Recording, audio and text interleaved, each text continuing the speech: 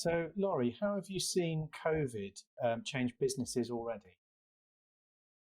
So I think there are the obvious ones, and I won't touch on those because I think we've all seen them. But there's byproducts of those things, just simply from the sheer nature of a lot of people now working from home. We're seeing a blend very much so between the personal and work. And that's also translated into how people want to feel more connected to their work from an ethical standpoint, because those lines are definitely in intersection. So we're seeing a lot of that.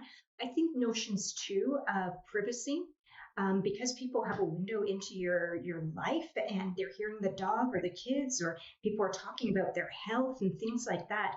There's issues around that. I think that people are more protective, or maybe they're sharing more, and there's different boundaries that are taking place.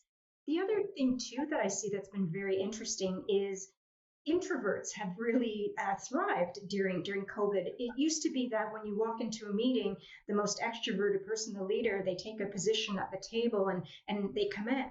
Whereas now that things are, you're just a little square on a Zoom call, or you may be in Slack or Teams, and you people who need more time to reflect and contextualize before they respond, they're really excelling in this environment because there is that breathing space for them. And I found that very interesting.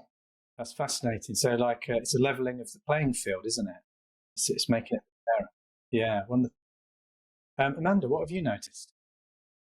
So it's interesting what Laurie said, questions around ethics and privacy and how the personal and the professional are blending together. And I would add to that as well, the importance of purpose. So I think a lot of us have had a lot of time to reflect through this pandemic about, we spend a lot of time at work, and so we want to do it with meaning.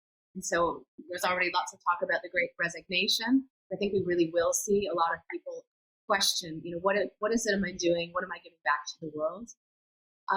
In addition to that, I think we're already seeing the effects of the supply chain issues, right, that have been created partly because of COVID, partly because of some other factors. And I think that's going to have interesting ramifications when it comes to the workforce, where it's located, bringing a lot of workers back locally rather than globally, or at least a global-local mix, which is going to have impacts as well. And so when you can't find, if you think of workers as, as part of a supply chain really of talent, we're going to struggle to find the right workers in all of the right places. So the companies that do not, they can't get behind remote working in order to really tap into that global workforce are going to struggle. But then the roles that need to be done in place, like say, lorry drivers in England right now or what have you, there's an opportunity there for reskilling as well.